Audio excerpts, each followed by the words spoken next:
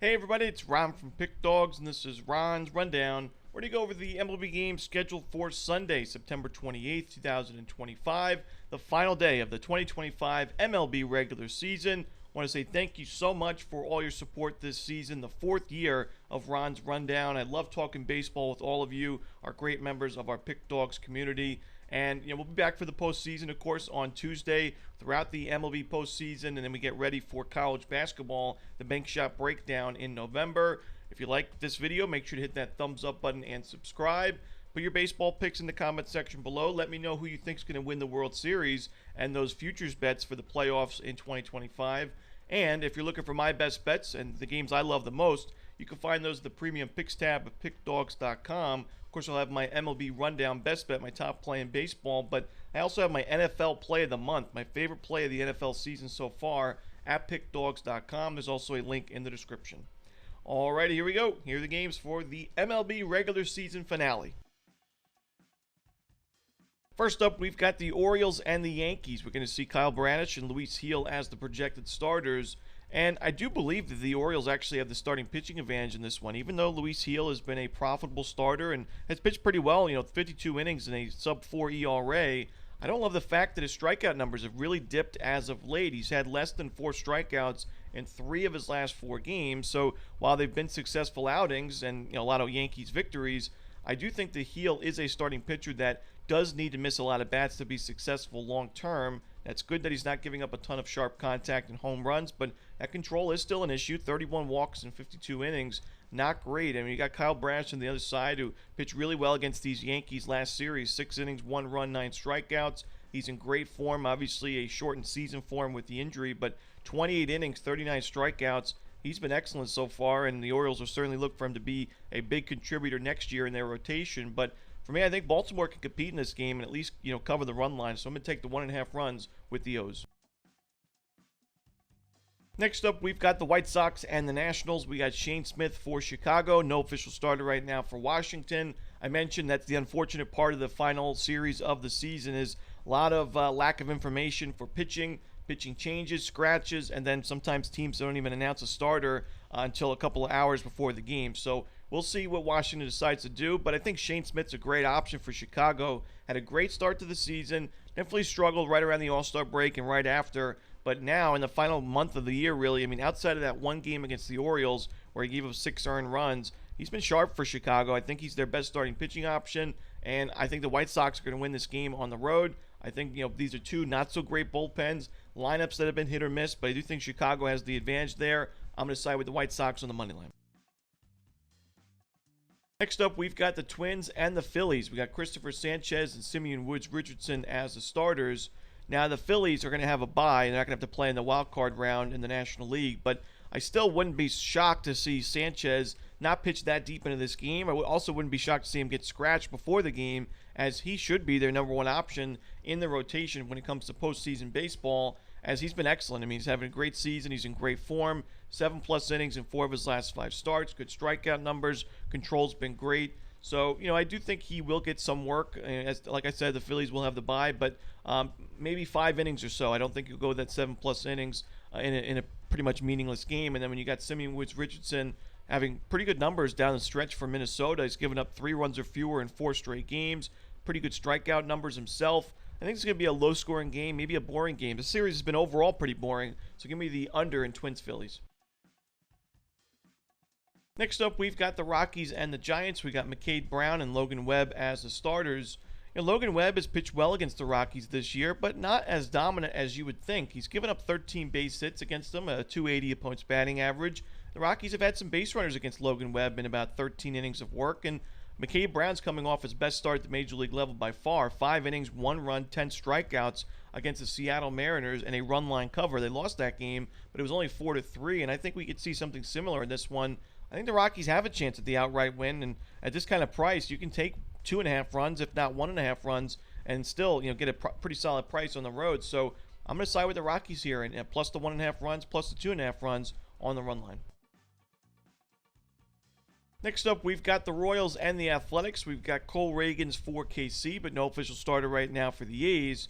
Now, the Athletics in the month of September, pretty good numbers against lefties. Not as good as what we saw in August, but top 15 in OPS and isolated power. The problem is a very low walk rate at 3.8% and a very steep strikeout rate at 27% and a decent sample size, 300 plate appearances. That's a concern for me for the A's against Cole Reagans, a strikeout-dependent starter who had 10 strikeouts his last game against the Angels, and since returning from injury has pitched pretty well, 8 2/3, 4 earned runs, 14 strikeouts. I think Reagans, it's a tough spot in a hitter-friendly ballpark, but I think he can miss enough bats here to be successful. I think the Royals have proven, especially against right-handed pitching this month, that they've hit the ball quite hard, and number one hard hit percentage, top 5 in OPS and ISO against righties. I'm going to roll KC on the money line in this one. Next up, we've got the Rays and the Blue Jays. Ian Seymour for Tampa, but no official starter right now for Toronto. Now, right now, I'm leaning towards the Rays in this game. Ian Seymour, 7 innings of no earned run baseball against the Blue Jays back on September 17th. Just 1 unearned run in a 2-1 Tampa Bay win. And the Blue Jays against lefties in September, not been great. 18th in isolated power, 26th in team OPS. Right now, I think this is still a strong Rays bullpen. The offense has been hit or miss, that's for sure, in September, but I think Seymour can give him a quality start. I'm going to side with the Rays right now on the money line. Next up, we've got the Marlins and the Mets. We've got Edward Cabrera for Miami, no official starter right now for the Mets. Now, the Marlins saved their top 3 starters for this Mets series, and of course, Sandy Alcantara pitched really well at the beginning of this series, but I don't think Cabrera has a great outing in this one. He gave up 5 earned runs to these Mets back on August 30th, and this is still a Mets lineup that crushes right-handed pitching. We'll see who the official starter is for New York, but right now I like the Mets on the money line. Next up, we've got the Reds and the Brewers. We've got Brady Singer and Freddie Peralta as the projected starters. I like the under in this game. I think that Freddie Peralta could toss another quality start like he did earlier in this season against Cincinnati. And like I said, while the Reds have been playing good baseball in September, their offense is still not one of my favorites in the National League against right-handed pitching. And, Brady Singer, he at the beginning of the season did not pitch well on the road, but just look at his last few road games. 5 2/3, 1 earned against the Cardinals, 6 innings, 2 runs against the Athletics at a very hitter-friendly ballpark, 6 innings, 1 run against the Diamondbacks, another hitter-friendly ballpark in Chase Field, another 6 innings, 1 run against the Angels. So his last 4 road games, just 1 out shy of a quality start in all 4 of them, 3 of those 4 quality starts. And I think he has a good outing. I think we go under the total in Reds Brewers. Next up, the Padres and the Diamondbacks. We've got Brandon Pfaadt for Arizona, but no official starter right now for San Diego. Brandon Pfaadt, it's been an up-and-down season for him. We've talked about the underlying numbers, the expected ERA being one of the weakest in the league, but he's also been okay in September. A 3.16 ERA and 25 2/3. Had a quality start and a win against the Dodgers. He didn't take the decision, but it was still a Diamondbacks win 5-4 in that last game. And he's pitched well against the Padres this season, a sub-3 ERA. I worry about the Diamondbacks bullpen, but I think Pfaadt will be good enough for Arizona to take a lead through the first 5 innings. So I'm right now leaning towards Arizona first 5. Next up, we've got the Dodgers and the Mariners. We got Clayton Kershaw and Bryce Miller as the starters. I don't think either of these starting pitching options will pitch deep into this game as we see both these teams get ready for postseason action. I would see maybe 3-4 innings for Kershaw. Probably not much more for that for Bryce Miller as well. But I think both starters could pitch well. I think Seattle has the advantage in a close game late. I think they're high leverage options. I just think Seattle's bullpen's a little bit deeper, and I trust their high leverage options a little bit more as well. So in a lower scoring game, I think the Mariners will find the win. I'm going to lean towards Seattle on the money line, but not my favorite game on the board. Next up, we've got the Pirates and the Braves. We've got Johan Oviedo and Charlie Morton as the starters. It's going to be the final game for Charlie Morton at the Major League level. Definitely a great career for him. It's nice to see him get back to Atlanta to make his final start. Obviously, 2025 has not been his best year. ERA just below 6. He's not in great form. His teams have lost a lot of his games. Tigers have lost a lot of his starts recently, but we'll see what happens with Atlanta. For me, it's a tough one because I do think Oviedo is a good option. You look at his underlying numbers, they're pretty good. Atlanta, I still have mixed results offense against righties in September. I'm going to side with the Pirates in the first 5 innings. It wouldn't surprise me to see Atlanta score some runs late in this game to maybe send off Charlie Morton with at least a no decision, if not a victory in the end. But I think the Pirates will be able to get to him for a couple of runs early. Overall, I expect a lower scoring game. I think Oviedo has the advantage in the starting pitching matchup. I think Atlanta has the advantage in the bullpen. So Pirates first 5. maybe even go same game parlay if you want to get a little dicey. Pirates first 5, Braves full game, double result. That wouldn't surprise me, but for me, I'll just go Pirates first 5.